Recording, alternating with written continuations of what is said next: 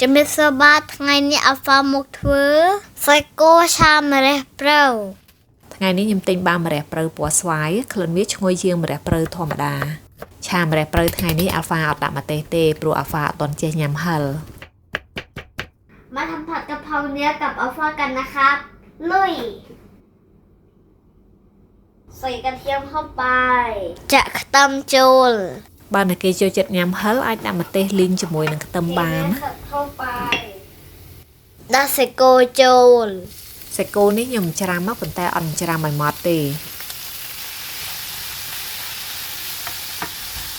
ใส่หอยนางรมเข้าไป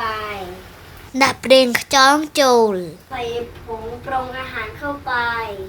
ดับมาเซาซุปติ๊กใส่ซีอิ๊วดำนิดหนึ่งดับตักซีอิ๊วเมาติ๊กใส่น้ำปลาเข้าไปดับตะไคร้ติ๊กนิดหนึ่งใส่ถั่วฝักยาวเข้าไปดับสแน็คกัวโจลใส่กะเพราเข้าไป